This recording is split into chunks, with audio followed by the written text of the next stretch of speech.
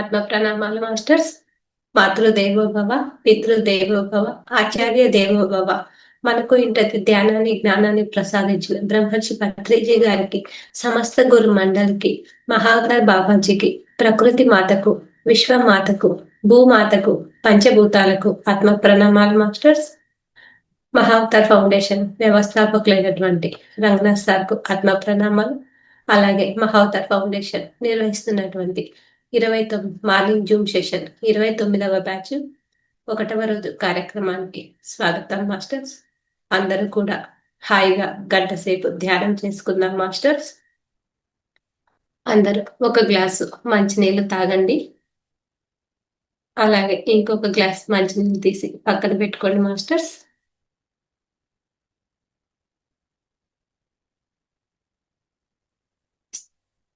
స్థిర సుఖ ఆసనంలో కూర్చోండి మాస్టర్స్. అందరూ కూడా కళ్ళజోడు ఉంటే తీసి పక్కన పెట్టండి. వేళ్ళల్లో వేలు వేసుకోండి మాస్టర్స్. కాళ్ళు క్రాస్ చేసుకోండి. ధ్యానం అంటే శ్వాస మీద ధ్యాస మాత్రమే. ఇక్కడ ఏ నామము లేదు, ఏ మంత్రము లేదు, ఏ జపము లేదు.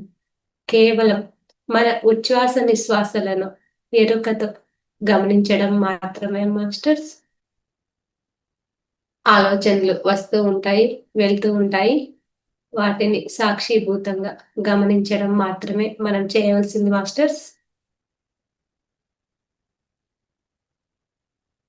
నేను ఈ శరీరము కాదు, నేను ఈ మనసు కాదు, నేను ఈ బుద్ధి కాదు, నేను అనంత ఆత్మ చైతన్యాన్ని అన్న ఎరుకతో ధ్యానం చేద్దాం మాస్టర్స్. అందరూ కూడా 3 సార్లు లోతైన దీర్ఘ శ్వాసను తీసుకొని నెమ్మదిగా వదలండి మాస్టర్స్.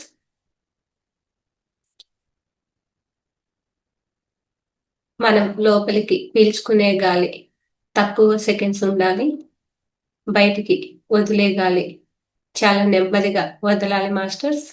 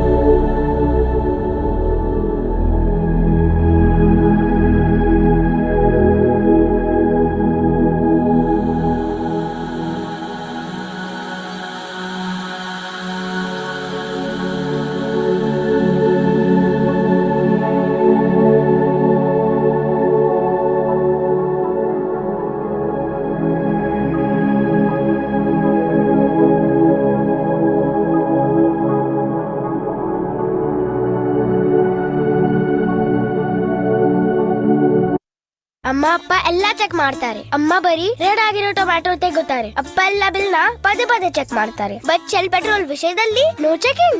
ಮಗನೇ, ಯಾಕೆಂದ್ರೆ ಶೆಲ್ ನೀಡುತ್ತದೆ ಕ್ವಾಲಿಟಿ ಅಂಡ್ ಕ್ವಾಂಟಿಟಿಯ full guarantee. Shell quality and ಕ್ವಾಂಟಿಟಿಯ ಫುಲ್ ಗ್ಯಾರಂಟಿ. ಶೆಲ್ ಫ್ಯೂಲ್ಸ್ ಪಡ್ಕೊಳ್ಳಿ ಈಗ ಮಾರ್ಕೆಟ್ ಪ್ರೈಸ್ ನಲ್ಲಿ. ಹಿಂದೆ ಹತ್ತಿರದ ಶೆಲ್ ಸ್ಟೇಷನ್ಗೆ ಭೇಟಿ ನೀಡಿ. Terms and conditions apply.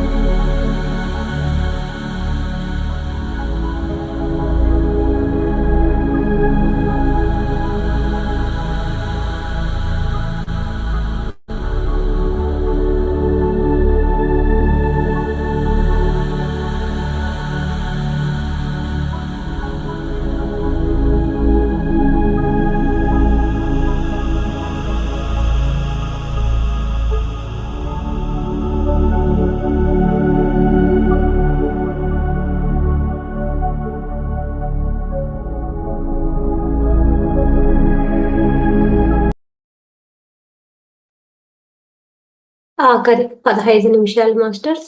ఈ 15 నిమిషాలు కూడా శూన్య ధ్యానం చేసుకుందాం మాస్టర్స్.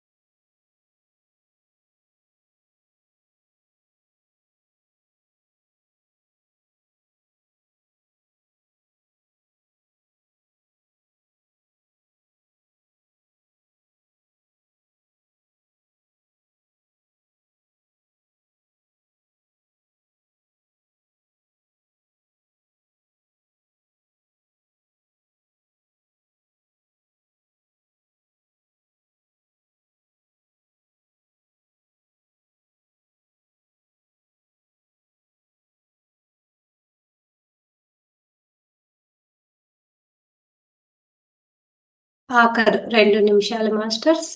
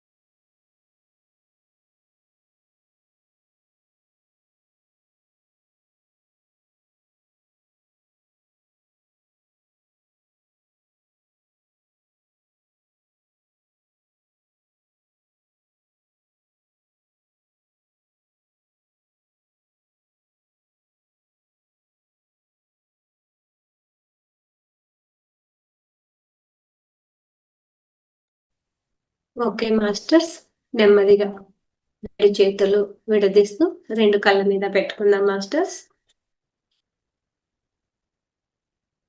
5, 4, 3, 2, 1. నెమ్మదిగా 2 చేతులు తీస్తూ 2 కళ్ళను తెరుస్తూ చక్కటి చిరునవ్వుతో మన 2 అరచేతులను చూసుకుందాం మాస్టర్స్. ఇంతసేపు ఎంతో చక్కటి ధ్యానాన్ని చేసుకున్నాము. ఈ ధ్యానాన్ని మనకు అందించినటువంటి బ్రహ్మర్షి పత్రిజీ గారికి, ఈ జూమ్ సెషన్ మనకు అందించినటువంటి రంగనాథ్ సార్కు ధన్యవాదాలు తెలియజేసుకుందాం మాస్టర్స్. అందరూ కూడా అవకాశం ఉన్న వాళ్ళు వీడియోస్ ఆన్ చేసుకోవాల్సిందిగా కోరుచున్నాం మాస్టర్స్. వీడియోస్ ఆన్ చేసుకోవడం వల్ల ఎనర్జీ ఎక్స్చేంజ్ చేసుకోవడం జరుగుతుంది మాస్టర్స్. ఈరోజు మనం 1వ రోజు కార్యక్రమం జరుపుకుంటున్నాం మాస్టర్స్. ఇందులో భాగంగా మనకు స్వాధ్యాయం గురించి తెలియజేయడానికి కరీంనగర్ నుంచి విజయకోట మేడం గారు మనకు జూమ్ సెషన్ కి వచ్చారు మాస్టర్స్. అందరూ కూడా మేడం కి వెల్కమ్ చెప్తాము. Welcome to the session madam. Thank you money madam, thank you so much. చక్కటి అద్భుతమైన మరి యొక్క అవకాశాన్ని కల్పించినటువంటి మహోతార్ ఫౌండేషన్ ఆర్గనైజింగ్ టీం అందరికీ కూడా హృదయపూర్వకంగా ధన్యవాదాలు తెలియజేస్తూ ఉన్నాను. మనందరి గురువు మైత్రేయ బుద్ధుడు బ్రహ్మర్షి పితామహ పత్రిజీకి, మాతా స్వర్ణమాల పత్రిజీకి నా యొక్క ప్రణామాలు. సెషన్లో ఉన్న మిత్రులకు, యూట్యూబ్లో వీక్షిస్తున్న మిత్రులందరికీ నా యొక్క హృదయపూర్వక నమస్కారము. మరి నా పేరు విజయ్ అండి, నేను కరీంనగర్ నుండి విచ్చేసి ఉన్నాను. సో మనం ఈరోజు స్వాధ్యాయంలో తెలుసుకోబోయేటువంటి బుక్ నాలెడ్జ్ ఇది. నా గురువు పద్మా మేడం గారు రాశారు ఇది. మరి ఆటో రైట్ పద్మా మేడం అంటే చాలా మందికి సుపరిచితము. సో వారికి కూడా మనము హృదయపూర్వకంగా ప్రణామాలు, ధన్యవాదాలు తెలియజేసుకుందాం ఫ్రెండ్స్. మరి వారు ధ్యానంలోకి వచ్చిన తర్వాత ఎంతో అద్భుతంగా సాధన చేసి వారి యొక్క స్వ అనుభవాల నుండి అందించబడినటువంటి అద్భుతమైనటువంటి బుక్. మరి పద్మా మేడం చాలా మంది సుపరిచితమే, మన PSSM లో గ్రేట్ గ్రాండ్ మాస్టర్ వారు. సో వారు పత్రిజీ మెడిటేషన్ ఛానల్ ఆర్గనైజర్ గా కూడా ఉన్నారు. మరి ఆ ఒక ఛానల్ ద్వారా కూడా ఎన్నో గ్రేట్ ఈవెంట్స్ గ్లోబల్ గా జరుగుతున్నాయి.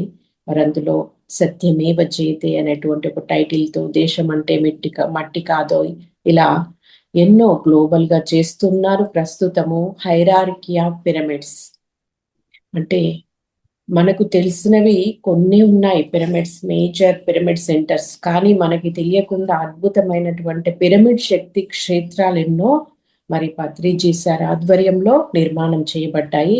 మా ఊరి పిరమిడ్ గాథ అనేటువంటి ఒక టైటిల్ తో అద్భుతమైన ప్రోగ్రాం నిర్వహిస్తూ ఉన్నారు. ఫ్రెండ్స్, August 15th రోజు కూడా ఇంకొక మెగా ఈవెంట్ జరగబోతుంది ఆ పత్రిజీ ఛానల్లో. ఏంటంటే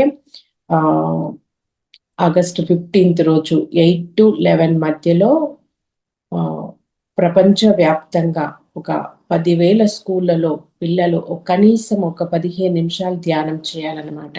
సో మనం అందరము కూడా అందులో పార్టిసిపేట్ చేద్దాము ఫ్రెండ్స్. ఇక మరి ఈ ఒక బుక్లోని సందేశాలను మనం చూద్దాము. కొన్ని మేడం మాటల్లోనే యాస్టీస్ గా తీసుకుందాము, వారే మనతో చెప్పినట్టుగా ఉంటుంది. సో నా గురువు, నా ఆత్మ ఎదురు చూసి చూసి ఎన్నుకున్న నా మహా జ్ఞాన గురువు అని చెప్తున్నారు. మరి ఇక్కడ నా గురువు అనేది కేవలము మేడం యొక్క గురువు కాదండి, మనందరి యొక్క గురువు. మనలో ఉన్న గురువుతో మనకి ఇంకా ఆ గురువు పట్ల విశ్వాసాన్ని, బంధాన్ని కలిగించే విధంగా మనకి ఉంటుందన్నమాట ఈ యొక్క బుక్ నాలెడ్జ్. సో మేడం మరి ముందు మాటలో ఏం చెప్పారో ఒక్కసారి చూద్దాం ఫ్రెండ్స్. మరి మేడం ఎప్పుడు ధ్యానంలోకి వచ్చారు అంటే 1997 సంవత్సరంలో వచ్చారు. అంటే నియర్లీ 30 years అండి మేడం వచ్చేసి. సో మరి ఎంతో అనుభవ జ్ఞానం ఉంది వారి దగ్గర.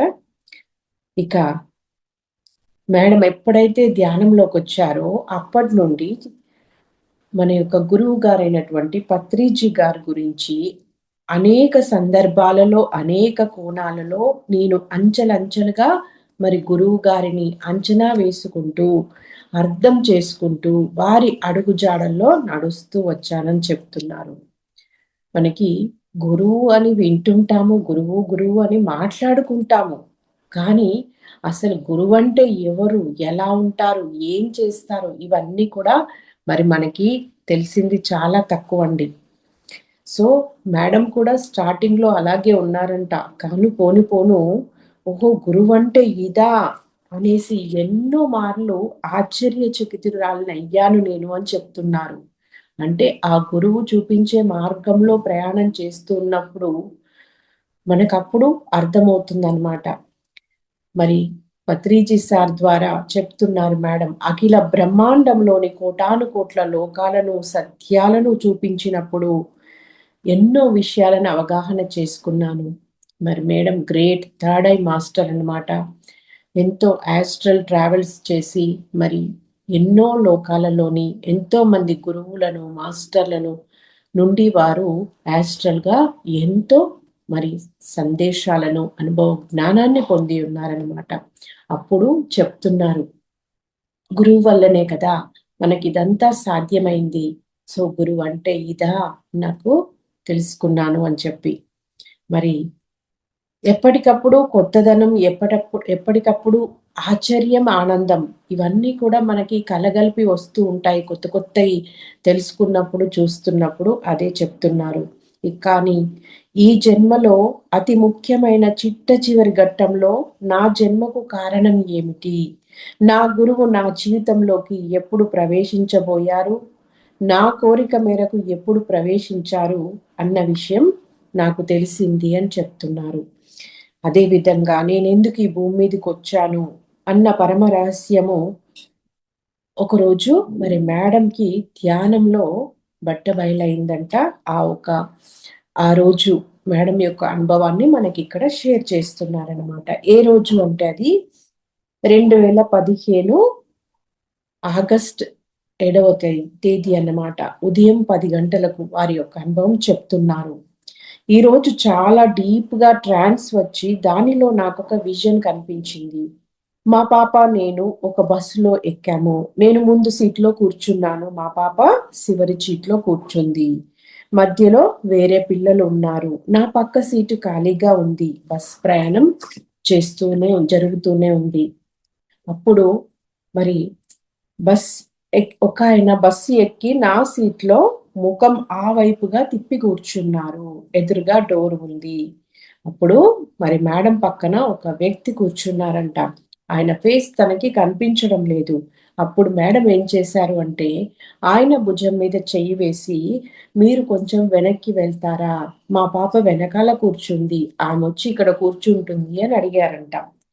అప్పటి వరకు ముఖం చూడలేదు ఆ వ్యక్తి ఎవరిది అనేది. అప్పుడు ఆ వ్యక్తి కనిపించని చిరునవ్వుతో ఆ సీట్‌లో నుండి లేవబోతూ మేడం వైపు చూశారంట.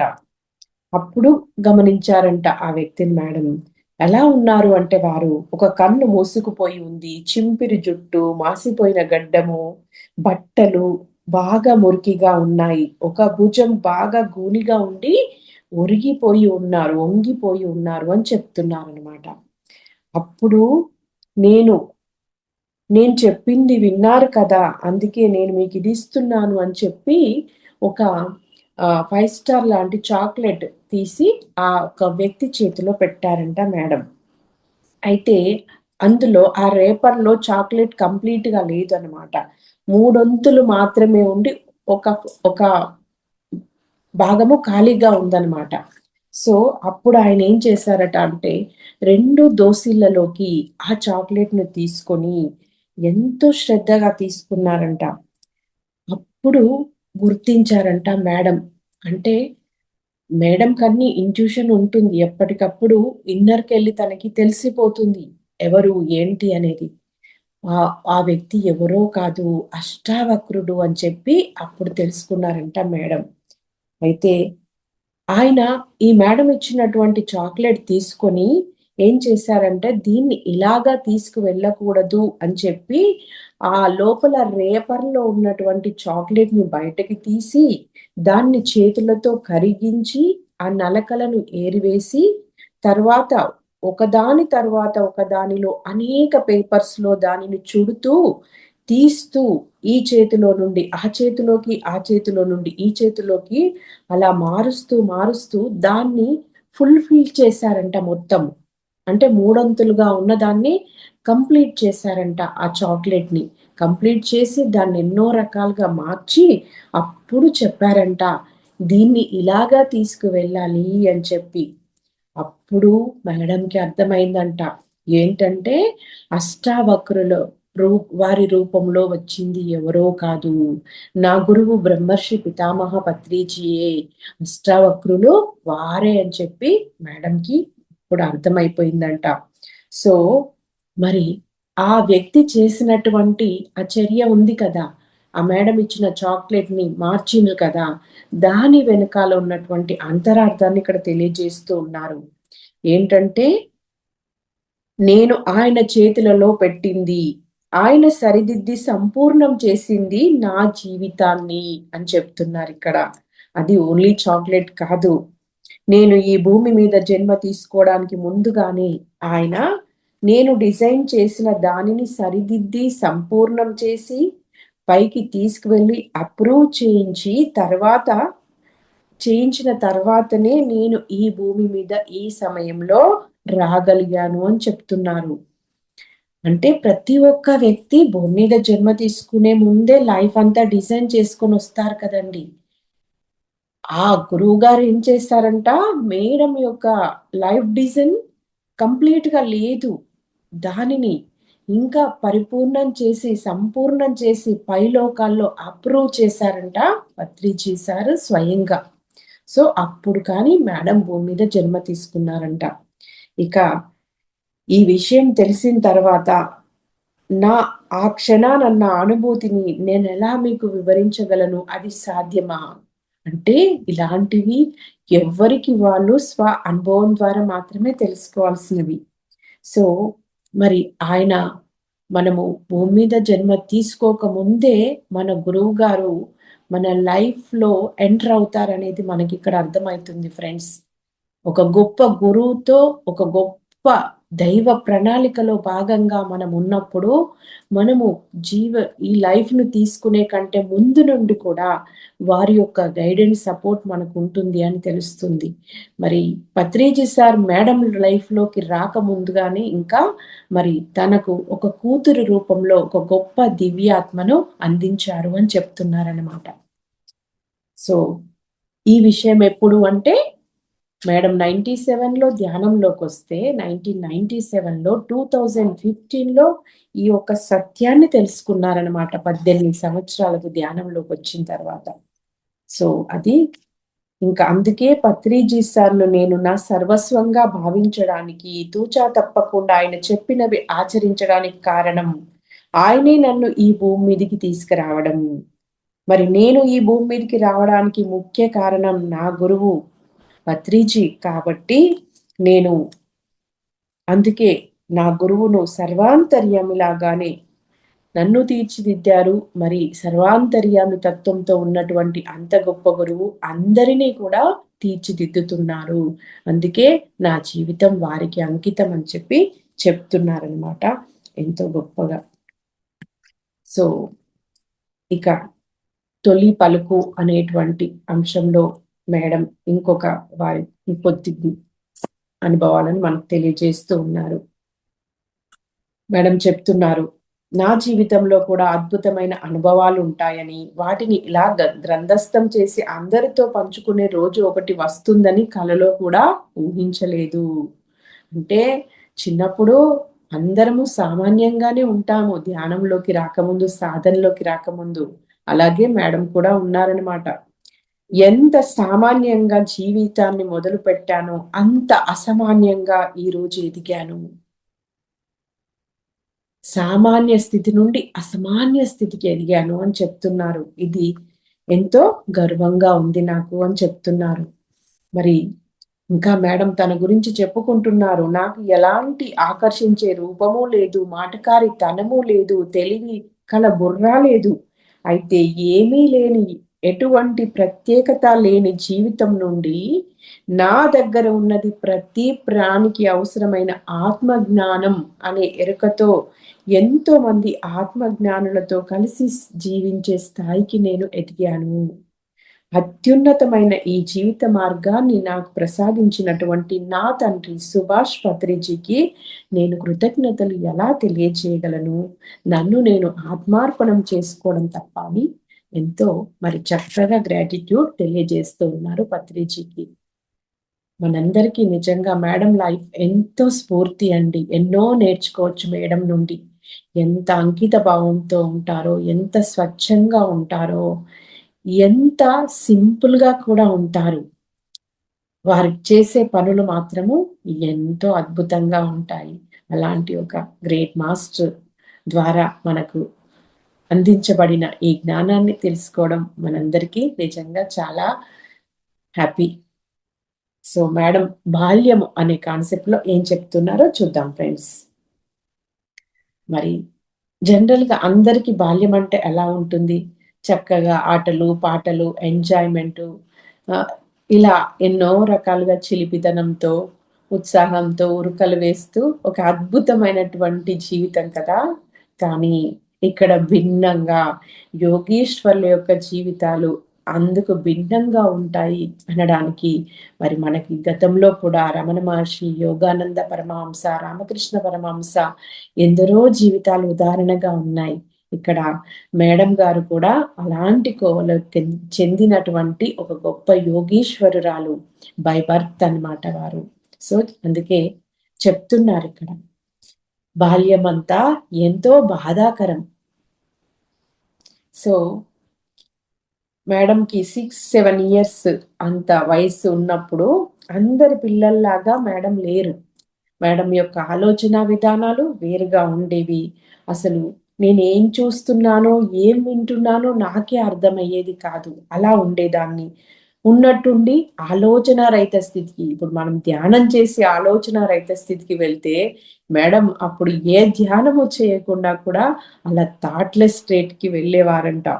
సో చుట్టూ ఉన్న అంటే వాళ్ళు ఆ భౌతికపరమైనటువంటి ప్రపంచం పట్ల, ప్రాపంచిక విషయాల పట్ల, వ్యక్తుల పట్ల వాళ్ళు కాస్త వైరాగ్యంలో ఉంటారనమాట. అదే విధంగా మేడం ఉండేవారు. ఇక అందరికీ వచ్చినట్టే మేడంకి కూడా నిద్రలో కలలు వచ్చేవంట. కానీ ఆ కలలకు చుట్టూ జరుగుతున్న విషయాలకు ఏమాత్రము పొంతన ఉండకపోవడము అనేది ఇంకా మరి ఎంతో అయోమయానికి గురిచేసేదంట మేడంని. సో మేడం ఎప్పుడు ఆలోచన రహిత స్థితిలో ఉండేది కదా. సో అందుకని మేడం అందరితో కలిసిపోయేది కాదు సులభంగా. తను ఎక్కువగా కూడా ఆ ఒంటరిగా ఉండడానికి ఇష్టపడేవారనమాట. సో అందుకే తను ఆలోచనారహిత స్థితి, ఈ కళలు ఇవన్నీ తనను ఒక మెచ్యూర్డ్ పర్సన్ గా తీర్చిదిద్దాయంట. సో పిల్లల్లో ఎక్కువగా కలవకపోవడము, ఆడుకోలేకపోవడము ఇవన్నీ చేసేదనమాట. ఇక మరి ఇలాగా నేనే ఉంటున్నానా, అందరి పిల్లలు ఇలాగానే ఉంటారా అనేది కూడా ఆలోచించే స్థితిలో లేరంట అప్పుడు. సో మరి ఇంకా నేను ఎలా ఉండాలో, ఏం మాట్లాడాలో కూడా నాకప్పుడు తెలిసేది కాదు, అర్థమయ్యేది కాదు. అదేవిధంగా మరి చదువు, ఈ భౌతిక లౌకికమైనటువంటి చదువు పట్ల కూడా మేడం అనాసక్తిగా ఉండేదంట. ఎందుకంటే గత జన్మల్లోనే ఈ చదువులన్నీ, విద్యలన్నీ పూర్తి చేసుకున్నటువంటి వాళ్ళు ఈ జన్మలో మరి చదువు పట్ల ఇంట్రెస్ట్గా ఉండదు వాళ్ళకి. ఇప్పటి కాలం జనరేషన్ అంతా కూడా ఈ కోవలకు చెందిన వాళ్ళే. చూడండి, వాళ్ళు ఎంతో చురుకుగా ఉంటారు, యాక్టివ్గా ఉంటారు. కానీ చదువు విషయం వచ్చేసరికి కొందరు చాలా అన్ఇంట్రెస్టెడ్గా ఉంటారనమాట. ఎందుకంటే వాళ్ళకి ఇవన్నీ అన్నెసెసరీ. సో అదే మేడం చెప్తున్నారు. ఇక నా చిన్న వయసులో నాకు అర్థం కాని స్థితి నుండి మొదలైన నా అసంతృప్తి, ఆరాటము క్రమక్రమంగా నాతో పాటు పెరుగుతూ వచ్చాయని చెప్తున్నారు. చిన్నప్పటి నుండి తన లోపల అంటే నాకు ఇంకేదో కావాలి అనేది ఉంది, కానీ అదేంటో తెలియట్లేదు. దానివల్ల మరి మేడంకి అసంతృప్తి, ఆరాటము ఇవన్నీ పెరుగుతూ వచ్చాయి నాలో అని చెప్తున్నారు. ఇక మేడం యొక్క తల్లిదండ్రుల గురించి మనకి పరిచయం చేస్తున్నారు ఫ్రెండ్స్. అమ్మ అంటే ఇంటికి వచ్చే బంధువులకు సేవ చేయడం, నాన్న అంటే నలుగురిని ఆదుకోవడం. అమ్మ నాన్న గురించి చెప్పారు. సో నాకు మొట్టమొదటి గురువులో మా అమ్మ నాన్న అని చెప్తున్నారు.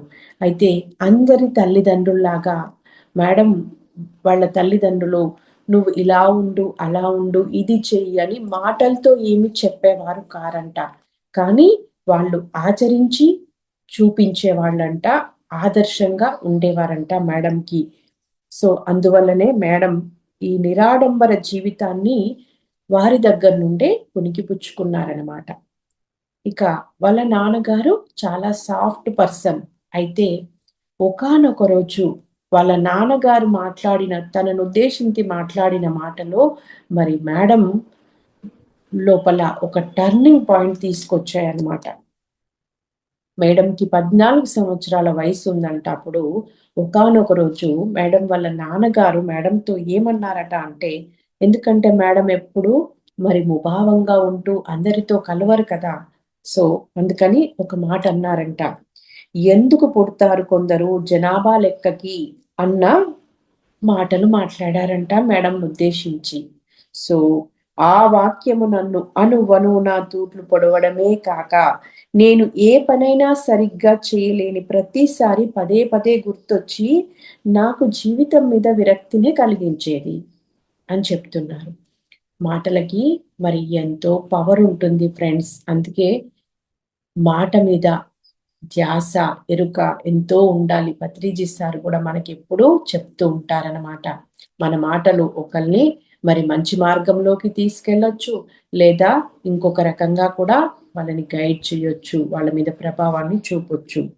సో ఇక వాళ్ళ నాన్న మాట్లాడిన మాట అప్పుడప్పుడు తనకు పదే పదే గుర్తుకు రావడము, తన పట్ల తనకే ఒక డౌట్ని క్రియేట్ చేసింది. నిజంగా నేను జనాభా లెక్కల కోసమే పుట్టానా, నా జీవితానికంటూ ఏ ప్రత్యేకమైన పర్పస్ లేదా, ఇలాగా మరి మేడంకి ఆలోచనలు వచ్చేవన్నమాట.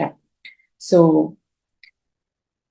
ఇక మేడం ఒకరోజు తనకి జరిగిన ఒక ఇన్సిడెంట్ గురించి చెప్తున్నారు. ఫిజికల్ గా మేడం చాలా స్ట్రాంగ్ గా ఉండేవారంట. అంటే జనరల్ గా చిన్నపిల్లలకి ఎప్పుడు జలుబు దగ్గు ఇలాంటివి వస్తుంటాయి కదా, కానీ మేడంకి అలాంటి ఎప్పుడూ జరగలేదంట. అంటే శరీరపరంగా చూడు, బై బర్త్ వారు ఎంతో మరి స్ట్రాంగ్ గా ఉన్నారన్నమాట. సో ఒకరోజు ఏం జరిగిందట అంటే, మేడం వరండాలో కూర్చొని ఏదో చదువుతున్నారంట. 14 years ఏజ్ అనమాట అప్పుడు. ఉన్నట్లుండి సడన్ గా వెనక్కి విరుచుకొని పడిపోయారంట. అప్పుడు తల ఆ గుమ్మం మీద పడి బాగా సౌండ్ కూడా వచ్చిందంట. మరి అంత సౌండ్ వచ్చినా కూడా, అంత గట్టిగా పడిపోయినా కూడా వెంటనే లేచి కూర్చొని మామూలై కూర్చున్నారంట. అయితే ఆ టైంలో తన బాడీలో జరిగినటువంటి ఒక ఎక్స్పీరియన్స్ తెలియజేస్తున్నారు మేడం మనకి. శరీరం బాగా వణుకుతోంది, కానీ పడి లేచిన ఆ కొద్దిసేపట్లో కాలానికి అతీతమైన స్పీడ్తో నేను రొటేట్ అవ్వడాన్ని గమనించాను. లోపలి సెల్స్ అంటే కణాలు అన్ని విపరీతమైన స్పీడ్తో ఒక ప్రత్యేకమైన కక్షలో తిరగడం తెలిసింది. అదేమిటో అప్పుడు నాకు తెలియదు కాబట్టి ఎవరికీ చెప్పలేదు. ఇది 1977-78లో జరిగింది. అంటే అప్పుడు కూడా తన శరీరంలోని అణువుల కదలికను గుర్తించగలిగారంట మేడం. ఇంత గ్రేట్ కదండి. ఏ ధ్యానాభ్యాసం కూడా లేదు ఇంకా. ఇక దైవము అనేటువంటి ఒక అంశంలో మేడం ఏం చెప్తున్నారో చూద్దాము. మేడం చిన్నప్పుడు ఆ టీనేజ్ లో ఉన్నప్పుడంతా కూడా ఎక్కువగా హనుమాన్ చాలీసాలకు, అంటే అక్కడ భజన్స్ జరుగుతుండేవేమో, వాటికి వెళ్తూ ఉండేవారంట. అయితే అక్కడ వెంకటేశ్వరరావు గారని ఆ చాలీసా పాడేటువంటి ఒక వ్యక్తి మేడంతో ఇలా అనేవారంట, నువ్వు నీ తల్లిదండ్రులను గాని, భర్తను గాని, బిడ్డలను గాని, ఎవరినైనా సరే ఎంత ప్రేమించినా సరే వారి నుండి ఏదో ఒకనాడు నీకు వ్యతిరేకత వస్తుంది. అదే నువ్వు ఆ దైవాన్ని ప్రేమించు, అంతకు అంత అదే ప్రేమ నీకు అందించబడుతుంది అని చెప్తూ ఉండేవారంట. సో ఇది మేడంకి బాగా నచ్చిందనమాట. అందుకని ఇక అప్పటి నుండి కనిపించని ఆ దైవాన్ని ఇష్టపడడం స్టార్ట్ చేశారు. అయితే ధ్యానం మొదలు పెట్టాకే నాలో మరి అంతటా నిండి ఉన్న అదే దైవాన్ని నేను స్పర్శించాను అని చెప్తున్నాను. అదే కదండి, ధ్యానంలోకి ముందు మనము ఆ దేవుడిని అనుభూతి చెందలేము. ఎప్పుడైతే ధ్యానం చేస్తామో అప్పుడే మరి మనలో ఉన్న దైవాన్ని, అంతటా నిండి ఉన్న దైవత్వాన్ని మనము గుర్తించగలము, అనుభూతి చెందగలము. ప్రహ్లాదుడు చెప్పినట్లుగా ఇందుగలడందు లేడని సందేహంబు వలదు అని అంతటా నిండి ఉన్న ఆ దివ్యత్వం నాకు దివ్య అనుభవం అయింది అని చెప్తున్నారు. ఇక అంతకు అంత అంటే ఎన్నో రెట్లో తెలియనంతగా ఆ దివ్యత్వం నుండి ఆనందాన్ని స్వీకరించాను అని తెలియజేస్తున్నారు.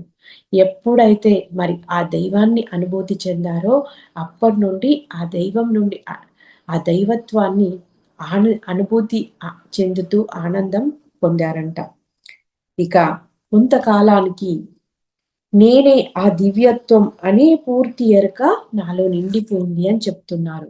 మొదట్లో మనలో దైవం ఉన్నాడు అనుకుంటాను, తర్వాత నేనే ఆ దైవము అనేటువంటి ఆ స్థితిని మనం ఆ ఎరుకను పొందుతాము. అది మేడం కూడా పొందారనమాట.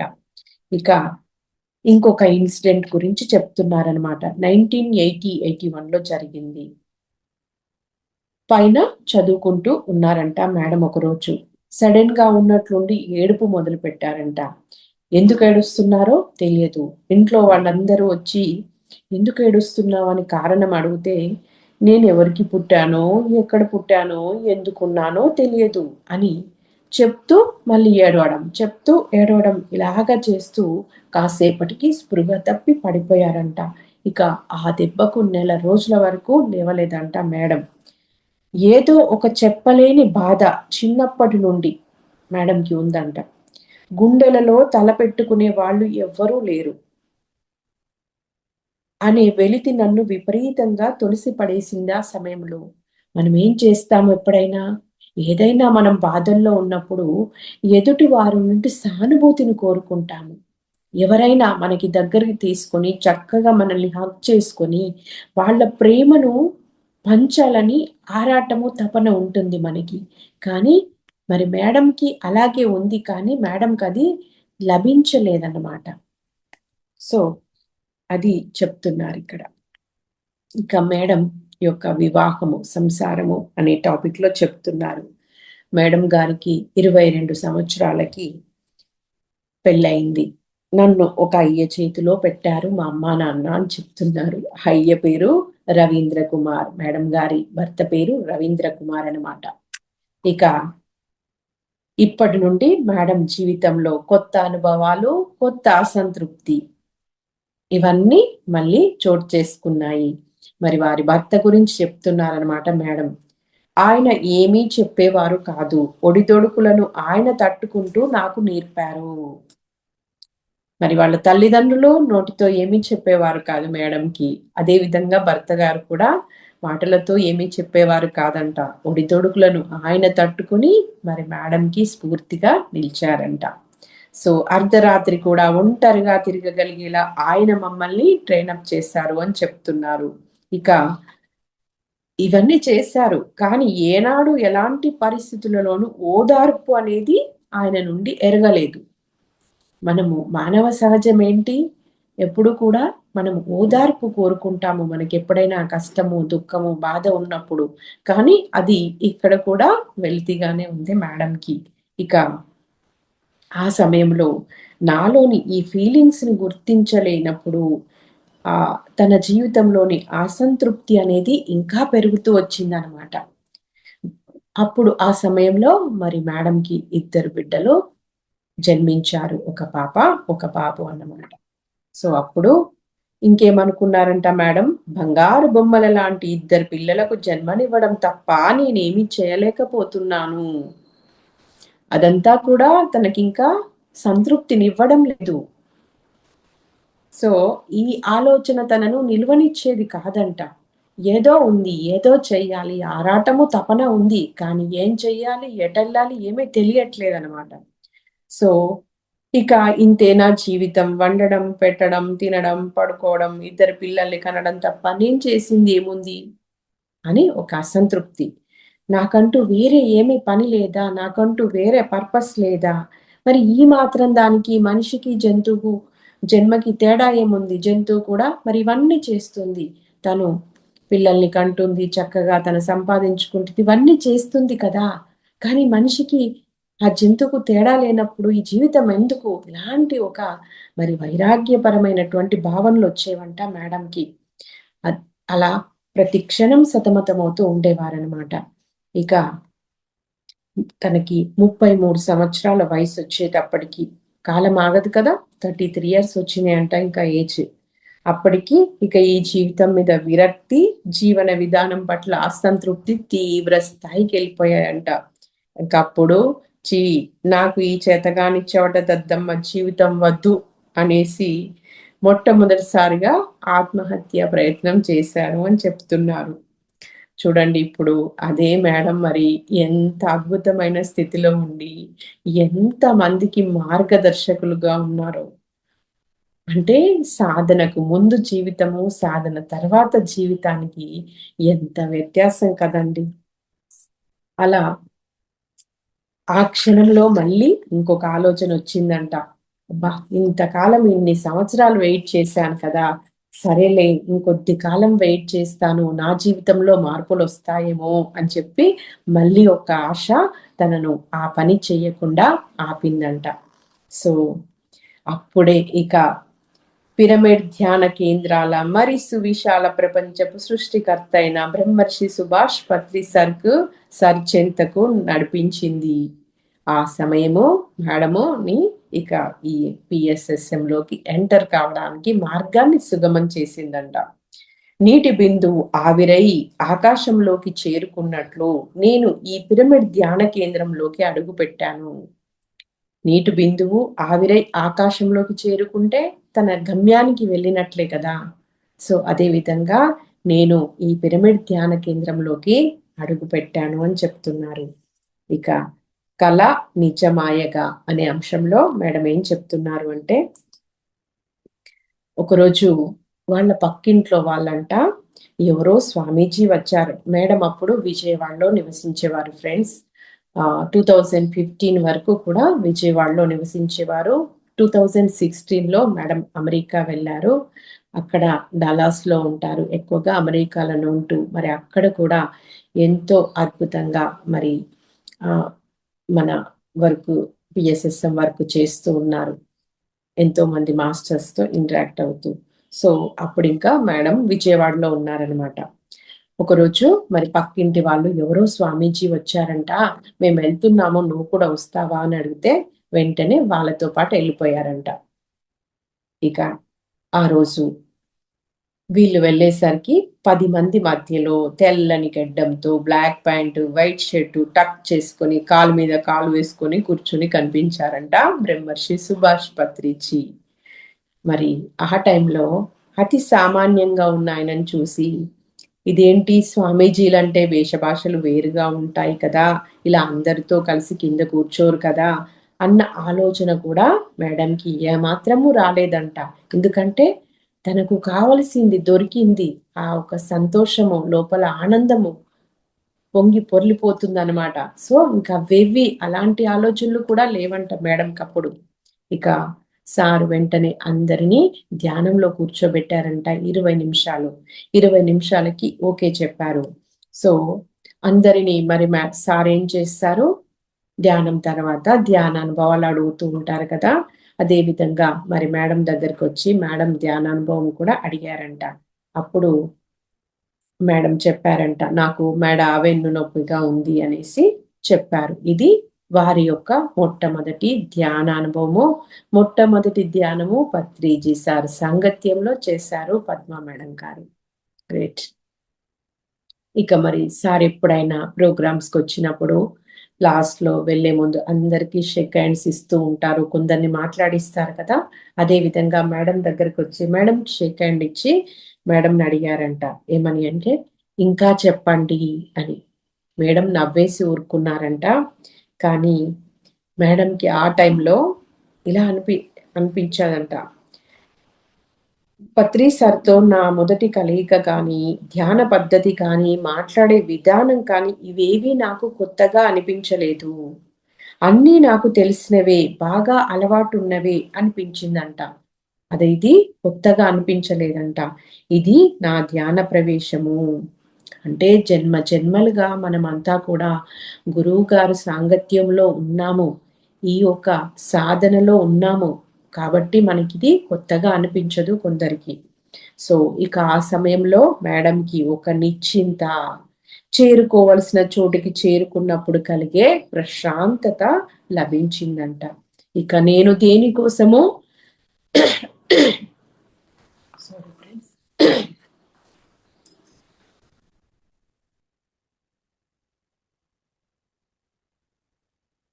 వెతకవలసిన పని లేదుగా అని ఒక నిశ్చింత, ఒక భరోసా వచ్చాయంట మేడంకి ఆ సమయంలో.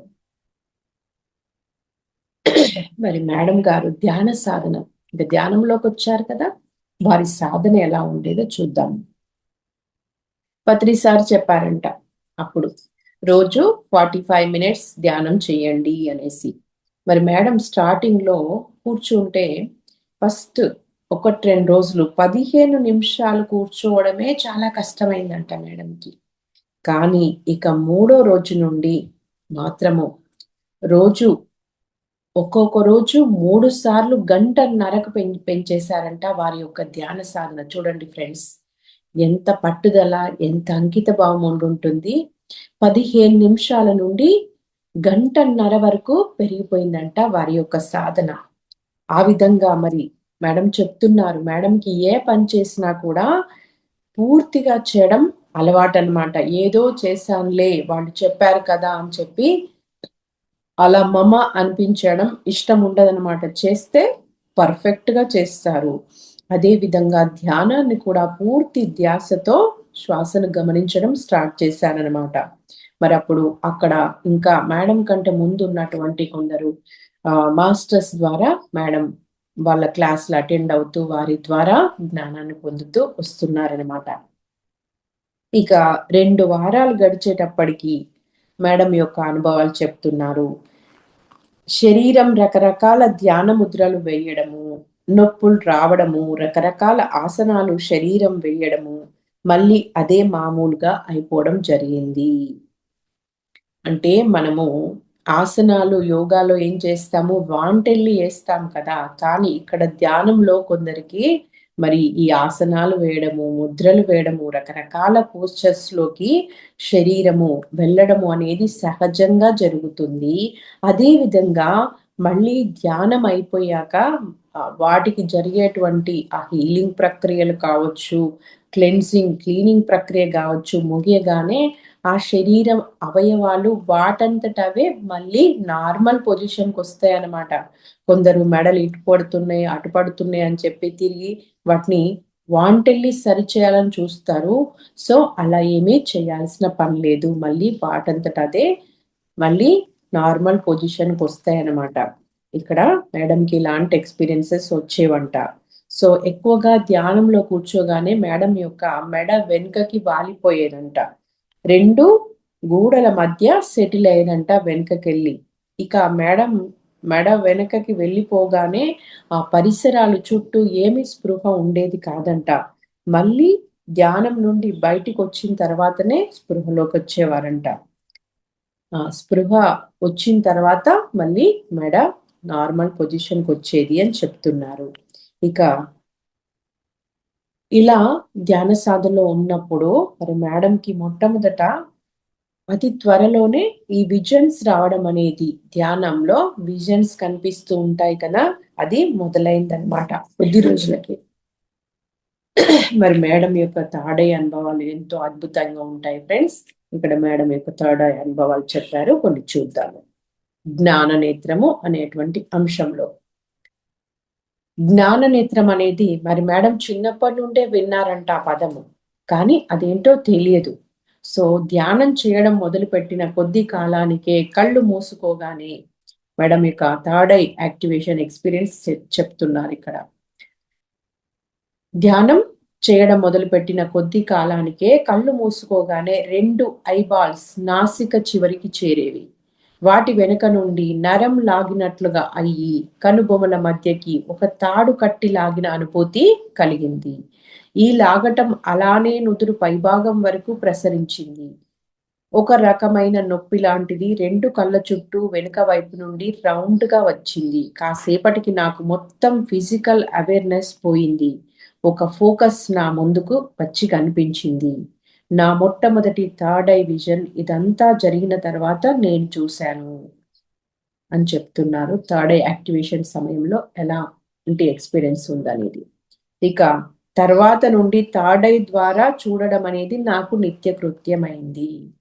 మరి థర్డ్ ఐ ఇక్కడ మనకి అందరికీ బొట్టు పెట్టుకునే ప్రదేశంలో ఉంటుంది. ఆజ్ఞాచక్రం ప్రదేశంలో దివ్య చక్షు అంటాము.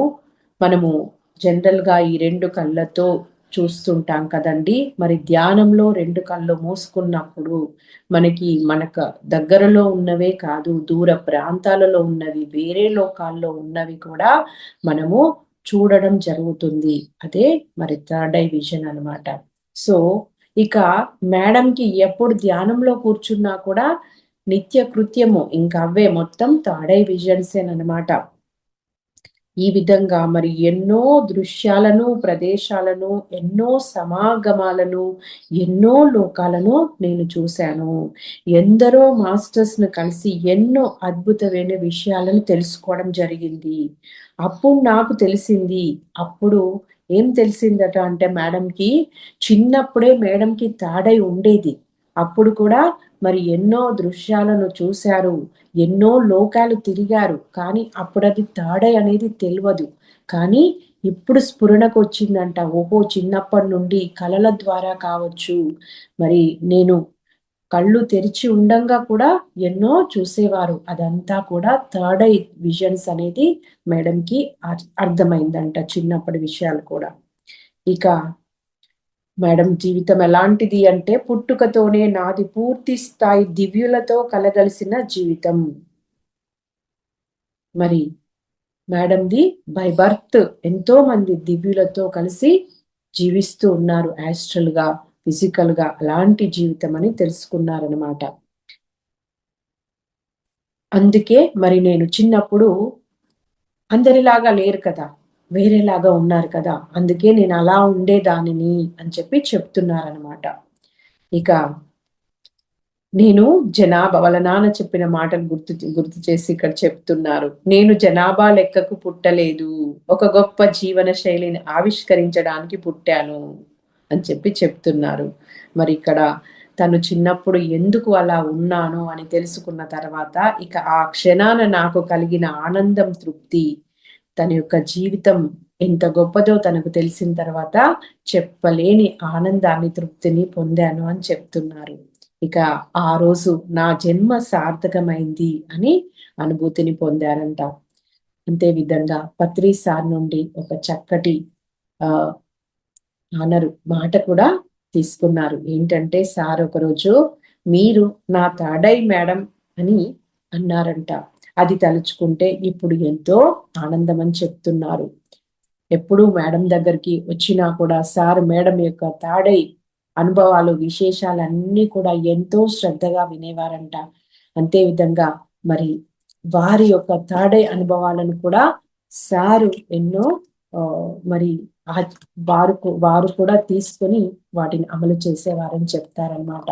మరి అంత గొప్ప గ్రేట్ మాస్టర్ పద్మ మేడం గారు. ఇక తాడై ఎక్స్పీరియన్స్ ఒకటి షేర్ చేస్తున్నారు మనకి. అది ఒక ఫారెస్ట్, అంటే అంత అడవి అన్నమాట. అంటే మనము ఈ భౌతిక శరీరంతో ఎక్కడికైనా వెళ్ళి ఒక ప్రదేశాన్ని చూడడానికి, థర్డ్ ఐ ద్వారా ఆస్ట్రల్ గా చూడడానికి ఎంతో వ్యత్యాసం ఉంటుంది అని చెప్తున్నారు. ఇక అడవి గురించి ఇక్కడ థర్డ్ ఐ యొక్క అనుభవాన్ని షేర్ చేస్తున్నారు. ఆ అడవి ఎంత అద్భుతంగా ఉందో చెప్పలేను. అంతా తిరిగాను. ఒక చోట ఎత్తైన జలపాతం కనిపించింది. ఆ నీటిలో ఆ జలపాతం అంత ఎత్తుగా అయిపోయాను. నా వ్రేలితో ఆ నీళ్ళలో ఆడుకునేదాన్ని. చాలా చిన్నగా అయిపోయి పైనుండి కిందకు దూకుతూ ఎగిసిపడే నీటిని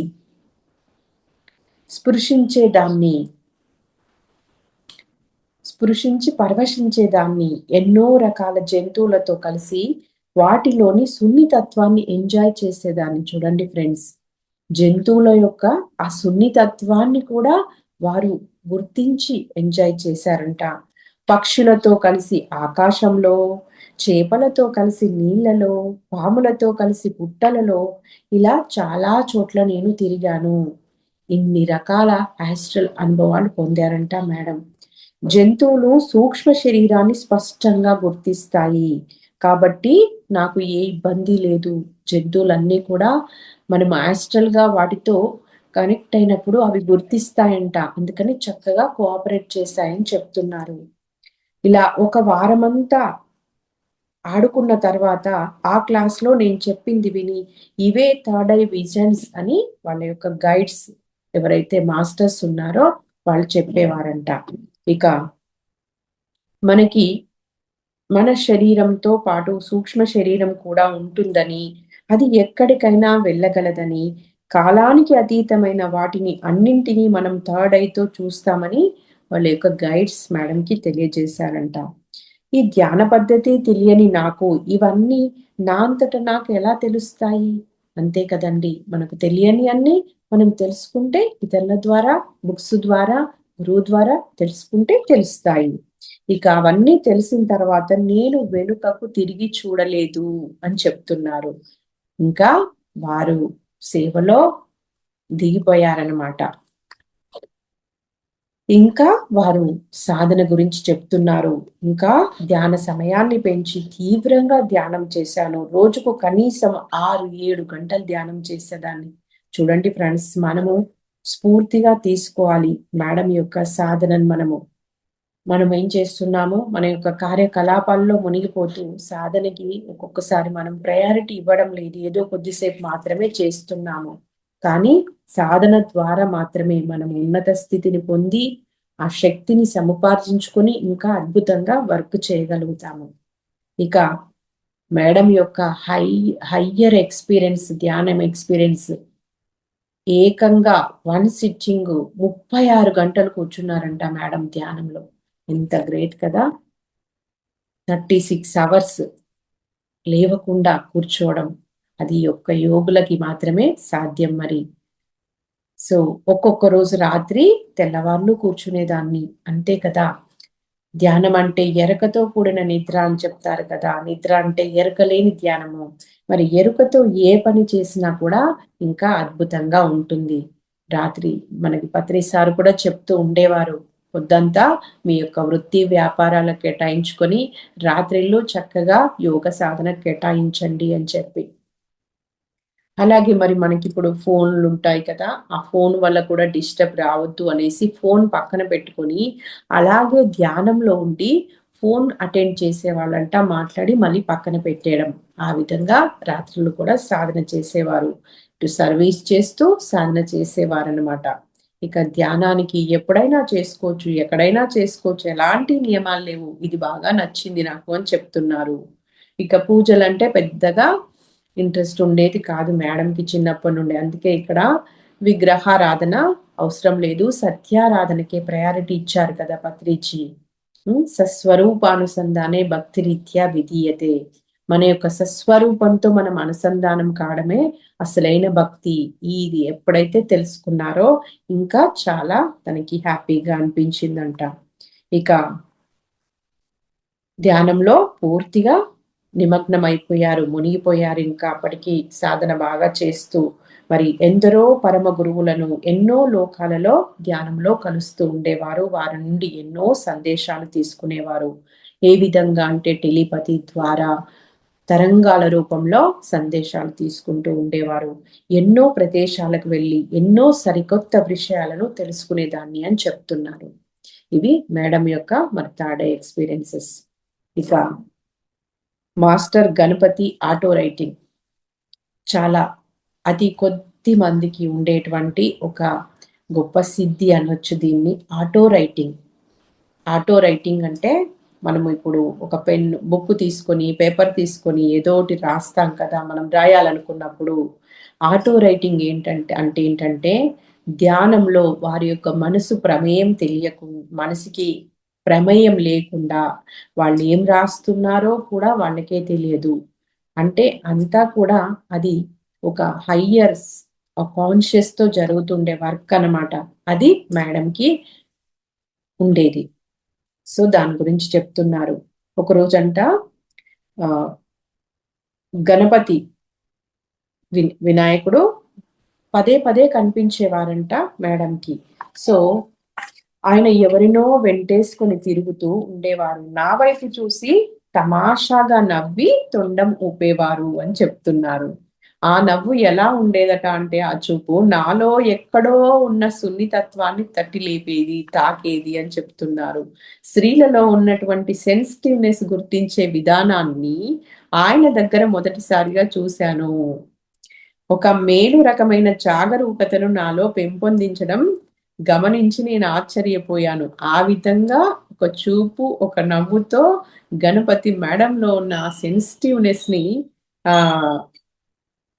కూడా తను రిమూవ్ చేసుకునే విధంగా సహకరించారంట, ఒక ఎరుకను ఇచ్చారంట.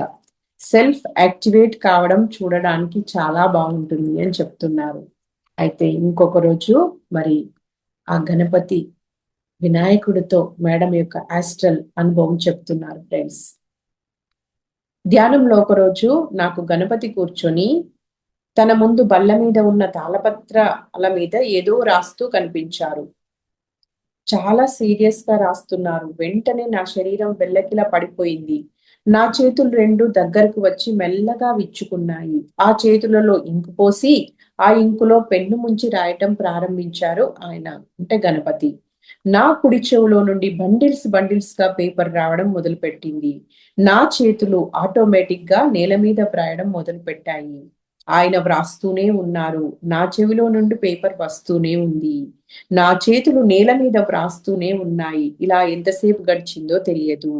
ఆకాశం కనిపించి అందులో పెద్ద కన్ను కనిపించింది. వెంటనే ఓం ఇలా కనిపించిందంట. ఓం ఆకారం, మనకి సంస్కృత ఓం.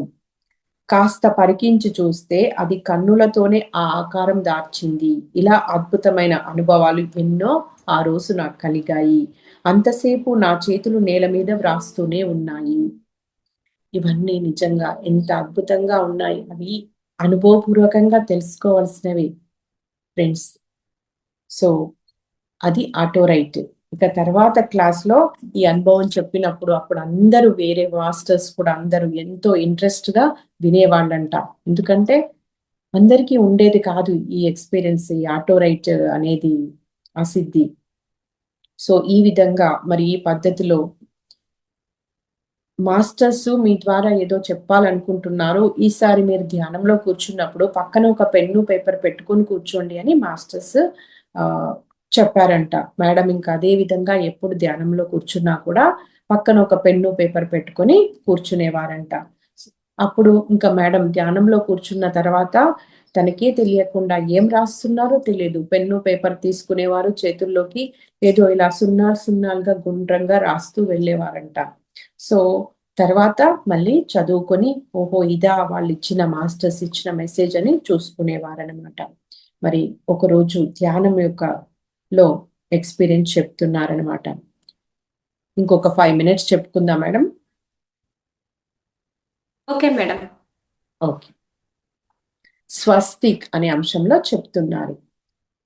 ఒకరోజు ధ్యానంలో కూర్చున్నప్పుడు ట్రయాంగిల్ అంటే పిరమిడ్ షేప్ అన్నమాట, మధ్యలో జెడ్ కనిపించిందంట. జెడ్ ఉంటుంది కదా ఇంగ్లీష్ లెటరు. సో దీనికి అర్థం ఏమిటి అని అడిగారంట అప్పుడు మాస్టర్స్ ని. మేడం ఏం చెప్పారంటే, నా చేతులు పుస్తకాన్ని తీసుకుని వ్రాయసాగాయి ఆటోమేటిక్ గా. సో దానికి అర్థం ఏం చెప్పారంటే, ఒకదానిలో ఒకటి, ఒకదానిపై ఒకటి దృక్పథాలు వేరైన మానవ సంబంధాలు బలంగా ఉండాలి. ఒకదానిలో ఒకటి, ఒకదానిపై ఒకటి దృక్పథాలు వేరైన మానవ సంబంధాలు బలంగా ఉండాలి అని చెప్తున్నారు. ఇలా ఎన్నో సమాధానాలు తీసుకున్నారు మేడం మాస్టర్స్ నుండి ఆటో రైట్ ద్వారా. అయితే అప్పుడే పత్రి సార్ విజయవాడకు వచ్చారంట.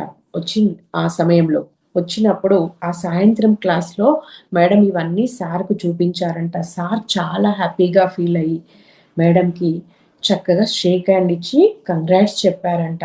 ఇక ఒక పనిని సంతృప్తిగా పూర్తి చేయడం నాకు అదే మొదటిసారి. సో చాలా చాలా హ్యాపీగా ఫీల్ అయ్యారంట మేడం. ఇంకా సార్ షేక్ హ్యాండ్ ఇచ్చి కంగ్రాట్స్ చెప్పగానే ఇది నేను నా జీవితంలో పొందిన కొత్త అపురూపమైన అనుభవం అని చెప్తున్నారనమాట. ఇక మేడం సారు అది చదివారంట. మేడం ఇచ్చిన ఎక్స్పీరియన్స్ చదివి సార్ ఇంకా ఎక్స్ప్లెనేషన్ ఏమిచ్చారంటే ఆ స్వస్తిక్ గురించి. మేడం మీరు పిరమిడ్ లో స్వస్తిక్ని సగం మాత్రమే చూశారు మేడం అన్నారు. అంటే స్వస్తిక్ లో ఇలా ఒక జెడ్ ఉంటుంది, ఇలా ఒక జెడ్ ఉంటుంది కదా మేడం, ఒక్క జెడ్నే చూశారు పిరమిడ్ లో ట్రయాంగిల్లో. సో అదే చెప్తున్నారంట సారు. స్వస్తిక్ అంటే ఒకదానిలో ఒకటి, ఒకదానిపై ఒకటి అంటే నాకప్పుడు అర్థమైంది. సార్ మొత్తం స్వస్తిక్ సింబల్ ని చెప్పిన తర్వాత అర్థమైందంట. అక్కడ ఫస్ట్ హాఫే చూశారు కదా, అప్పుడు కంప్లీట్ గా అర్థం కాలేదనమాట మేడంకి. ఇంకా సార్ వివరణ చెప్తున్నారు. ఎవరి దృష్టి కోణాన్ని బట్టి వారి ఆలోచన విధానాలు వేరైనా వారి మధ్య అవగాహనతో కూడిన సంబంధం బలంగా ఉండాలి. ఒక్కొక్కరికి ఒక్కొక్క దృష్టికోణం ఉంటుంది, ఒక్కొక్క ఆలోచన విధానం ఉంటుంది, కానీ ఆ సంబంధ బాంధవ్యాలన్నిటి మాత్రం స్ట్రాంగ్ గా ఉండాలి అని చెప్తున్నారు. ఇప్పటిదాకా ఆనందంగా ఉన్న నేను వెంటనే ఆశ్చర్యంగా సార్ వైపు చూశాను. ఓహో దీని అర్థం ఇదా, ఇంకా దీని యొక్క పూర్తి విజన్ ఇదా అని చెప్పి. అప్పుడు నాకు అనిపించింది మన చుట్టూ జరిగేవన్నీ కేవలము అవగాహన లోపం వల్లనే మనకి అర్థం కావడం లేదు. అందుకే మన దృష్టిని సరి చేసుకోవాలి. దృష్టి బాగుంటుంది, దృష్టిని బట్టే సృష్టి అని చెప్తారు కదా ఫ్రెండ్స్. సో మనం వాటిని మిస్ అవుతున్నామని, కేవలము ధ్యానం ద్వారా మాత్రమే మనం అన్నీ తెలుసుకోగలమని నాకు తెలిసింది అని చెప్తున్నారు. ఇంకా ఆ రోజు సార్ మళ్ళీ అడిగారంట, ఇంకా చెప్పండి మేడం అనేసి. అప్పుడు నేను సార్తో మాట్లాడగలిగాను. ఇప్పటిదాకా జీవితం చాలా అసంతృప్తిగా ఉండేది సార్. తినడం, పడుకోవడం ఇంతేనా జీవితం అనిపించేది. అయితే ఇప్పుడు నా మీద నాకు నమ్మకం కలిగింది అని చెప్పి సార్తో చెప్పారంట. చాలా ఆనందంగా అదే కావలసింది అన్నారు సార్ అని చెప్తున్నారు. ఇక ఇది ఎంతో అద్భుతమైన జీవిత విధానం. ధ్యానం ద్వారా అనుభవం, అనుభవం ద్వారా విశ్వాసం, విశ్వాసం ద్వారా ఎన్నో కార్యక్రమాలకు సారథ్యం వహిస్తూ వచ్చారు. ఎంత అద్భుతంగా ఉంది చూడండి. కొటేషన్ మళ్ళొకసారి చూద్దాము. ధ్యాన జీవితం ఎంతో అద్భుతమైన జీవిత విధానం కదా. సో ధ్యానం ద్వారా ఏం కలుగుతుంది? అనుభవం. అనుభవం ద్వారా ఏమొస్తుంది? మనకి విశ్వాసం ఏర్పడుతుంది. ఆ విశ్వాసం ఏం చేస్తుంది? మనకి ఆ ఎన్నో కార్యక్రమాలకు సారథ్యం వహించడానికి ఒక బలంగా, శక్తిగా మారుతుందనమాట. చూసారా? అంతటా కూడా ఎంత చక్కటి కోఆర్డినేషన్‌తో ఉంది ఈ యొక్క ప్రక్రియ అంతా కూడా ఎంత పర్ఫెక్ట్‌గా ఉందో అనేసి తెలియజేస్తూ ఉన్నారనమాట. సో ఇది ఫ్రెండ్స్, మరి ఈ యొక్క అద్భుతమైనటువంటి నా గురువు పద్మా మేడం ద్వారా మనకు అందినటువంటి వారి యొక్క అద్భుతమైన అనుభవ జ్ఞానము. మరి ఈరోజు మనము చక్కగా మేడం యొక్క తొలి మాటలు, అదేవిధంగా వారి బాల్యము, దైవము, సంసార జీవితము, వారి సంతానము, మరి ధ్యానంలోకి రాకముందు వారి జీవితం ఎలా ఉండేది, ధ్యానం తర్వాత ఎలాంటి మలుపు వారి జీవితంలో వచ్చింది, సామాన్య స్థితి నుండి అసామాన్య స్థితికి ఎదిగి మనము ఏదైనా సాధ్యమే, ఎంతైనా సాధ్యమే అని చెప్తారు కదా పత్రిజీ. మరి ఒక రత్నాకరుడైనటువంటి బోయవాడు సాధన ద్వారా, ధ్యానం ద్వారా వారు ఒక గొప్ప ఋషి, మహర్షి అయి వాల్మీకి రామాయణాన్ని రచించారు. ఒక వేమన గారు ఒక సాధారణ మానవుడిగా ఉండి మరి తను ధ్యాన సాధన చేసి ఒక గొప్ప యోగీశ్వరుడైనాడు. ఇదే విధంగా మరి ఎంతో మంది పిరమిడ్ మాస్టర్స్ జీవితాలు కూడా ధ్యానానికి ముందు అతి సామాన్యంగా ఉండి, ఎందుకు వచ్చాము, ఎందుకు జీవిస్తున్నాము ఏమీ తెలియకుండా ఉండి మరి ఇప్పుడు అద్భుతంగా జీవిస్తూ మరి విశ్వ కళ్యాణంలో పాలు పంచుకుంటూ అందరికీ ఆదర్శంగా జీవించగలుగుతున్నాము. ఎందుకు?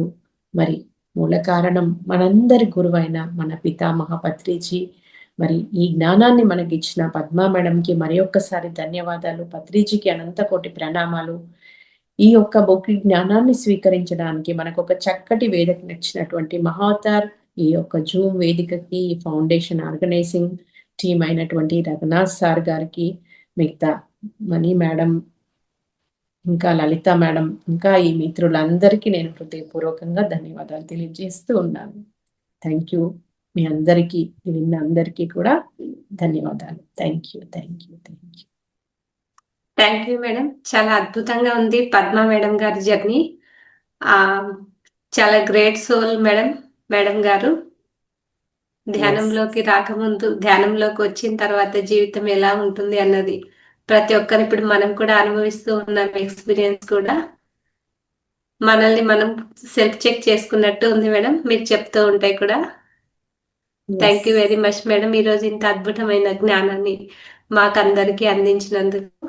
మాస్టర్ అనుకుంటే హ్యాండ్ రైజ్ చేయండి మాస్టర్, అన్మ్యూట్ ఆప్షన్ ఇస్తాను. ఒక్క 5 నిమిషాలు ధ్యానంలో కూర్చుందామా మేడం? మరి ఇంత చక్కటి జ్ఞానాన్ని మన అణువులో అబ్జర్వ్ చేసుకుందాం ఫ్రెండ్స్. మనము ఎప్పుడైతే మళ్ళీ మౌనంలోకి వెళ్తామో, మన మైండ్ని ఎంటీ చేసుకుంటామో, అది మనకి చక్కగా మన లోపలికి వెళ్ళిపోయి మనకి కూడా ఇన్స్పైర్ అవుతుంది. సో ఫ్రెండ్స్, అందరము ఒక 5 నిమిషాలు కళ్ళు మూసుకుందాము, శ్వాస మీద ధ్యాస పెడదాము.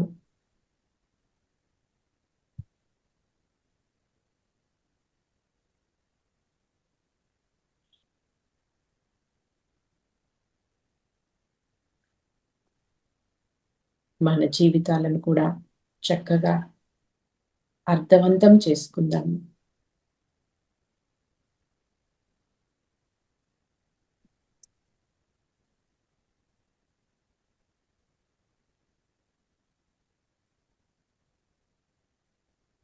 ఈ రకంగా మేడంకి చక్కగా గ్రాటిట్యూడ్ తెలియజేద్దాం ఫ్రెండ్స్.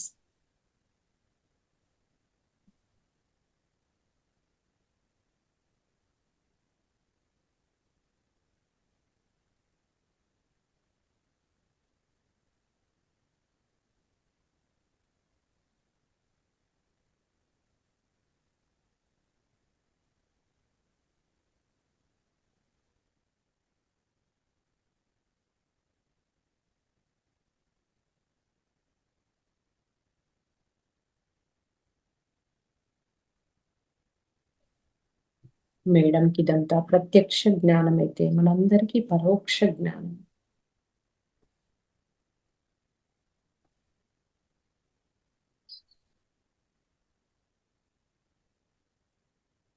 వారితో పాటు మనమందరం ఈ జర్నీలో ఉన్నాం.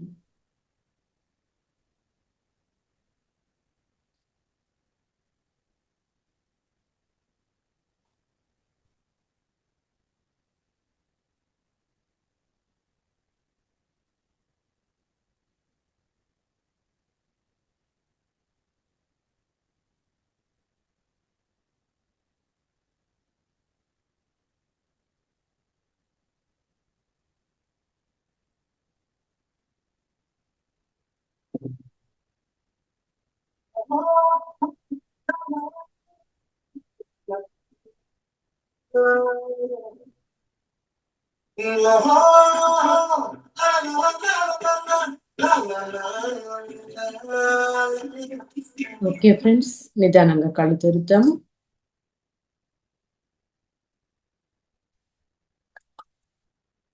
Thank you all.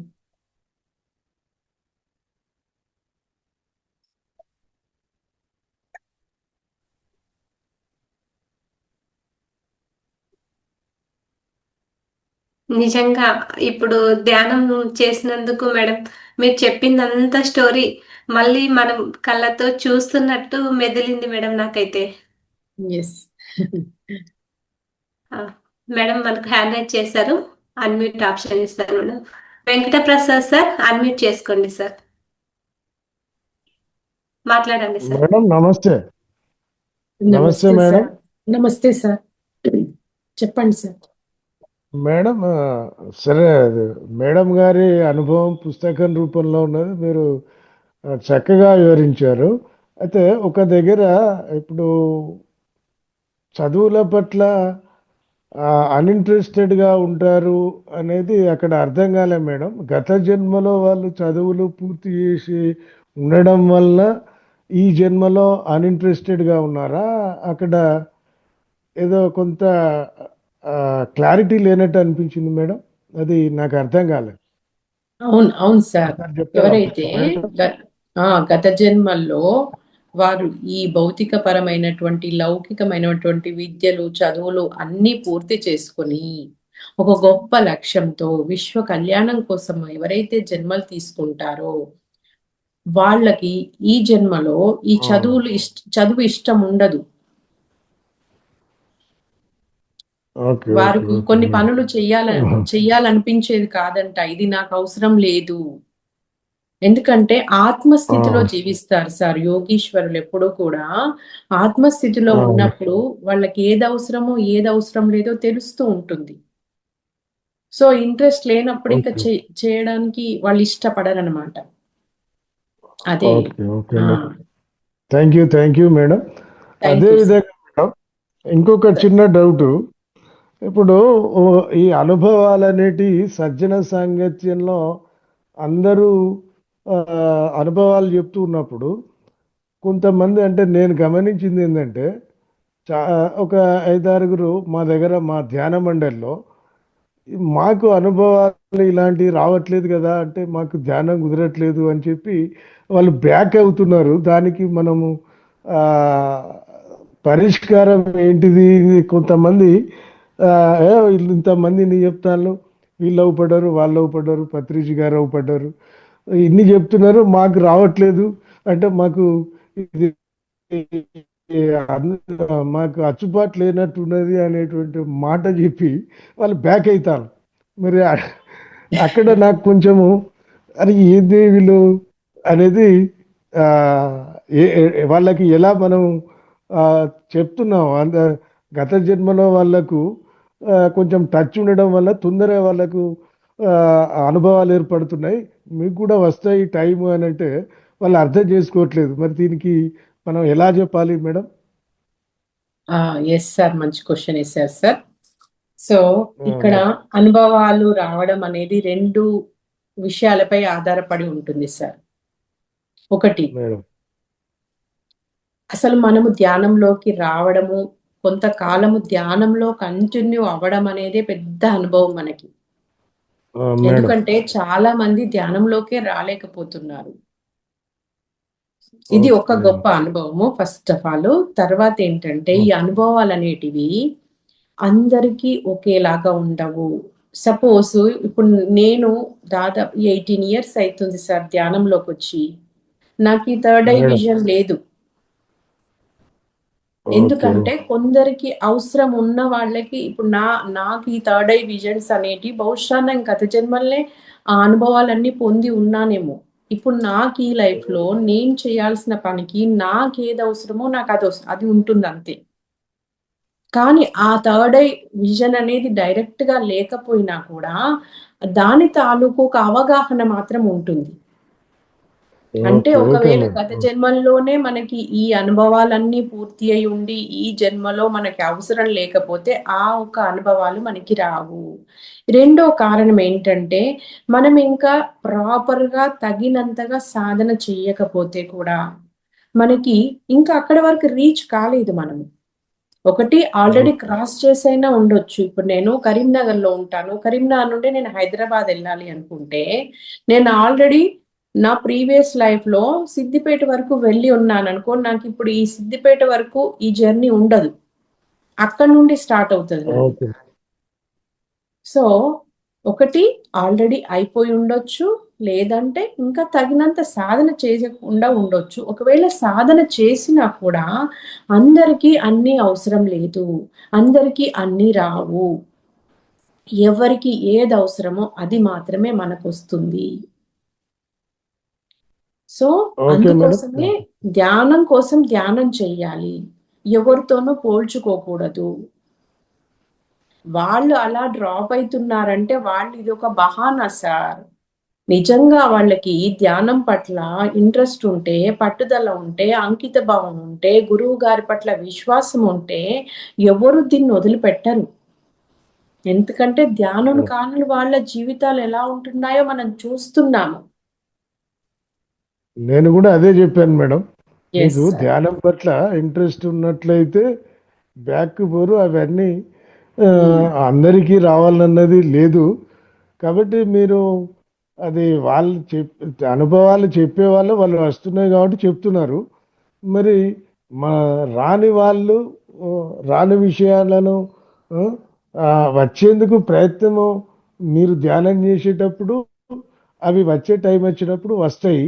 అందరికీ రావాలన్న గ్యారంటీ లేదు అని కూడా చెప్పినా కూడా కొంత వాళ్ళ లోపల ఒక ఇద్దరు ముగ్గురు అట్లా బ్యాక్ అయ్యింది మేడం. అందుకే నేను అది ఇక వాళ్ళకు ఒక కారణం అంతే. వాళ్ళు ఉండాలనుకుంటే ఉండేవాళ్ళు. ఈ కారణాలు వాళ్ళు వాళ్ళకి సృష్టించుకున్నారు అంతే దీనివల్ల అని. ఓకే. కానీ ధ్యానంలో మనకి ఎన్నో అనుభవాలు వస్తున్నాయి సార్. ఎందుకంటే మనం ఆరోగ్యపరంగా చూసుకోవచ్చు, తర్వాత మన లోపల ఎన్నో ఉన్నటువంటి భయాలు కానీ ఆందోళన కానీ నా లోపలనే నేను చెప్తున్నాను, ఒక సెన్సిటివ్ గా ఉండేదాన్ని నేను. చాలా ఇలా మాట్లాడాలంటే నాకు భయంగా ఉండేది, భయాలు ఉండేవి చాలా. ఇవన్నీ వెళ్ళిపోయినాయి. ఇవన్నీ అనుభవాలు. అనుభవం అంటే కేవలం ఈ తాడైతో చూసేటివి, ఆ విజన్స్ లేకపోతే ఆస్ట్రల్ ట్రావెల్స్ ఇవే అనుభవం కాదు. మన లోపల వచ్చిన మార్పే గొప్ప అనుభవం. మన మాట తీరు ఎలా ఉంటుంది, మన ఆలోచనలు ఎలా ఉంటున్నాయి, మనం ఎలాంటి పనులు చేస్తున్నాము. నేను ఒక నాన్ వెజిటేరియన్ నుండి సపోజ్ వెజిటేరియన్ గా మారాను ధ్యానం ద్వారా, అదే గొప్ప అనుభవం. మనం ఇంకా మన చాలా యొక్క బాగా చెప్పారు మేడం. బాధ్యతల్ని ఇంకా బాధ్యతాయుతంగా నిర్వహిస్తున్నాము, మన కుటుంబ ధర్మాన్ని ఎంతో చక్కగా నిర్వహిస్తున్నాము. ఇవన్నీ గొప్ప గొప్ప అనుభవాలు. ఇవెందుకు చూడరు వాళ్ళు? ఓన్లీ థర్డ్ ఐ విజన్స్ ఎందుకు చూస్తారు? అవేమి చూడక్కర్లేదు madam. Okay sir, thank you బాగా సార్. చెప్పారు madam. Correct. Thank you madam, thank you. సమాధానం దొరికింది నాకు. Okay madam. Thank you thank you, sir. Thank you madam. Thank you. Lalitha madam unmute చేసుకోండి మేడం. నమస్తే మేడం. నమస్తే మేడం. బాగున్నారా? Thank you madam.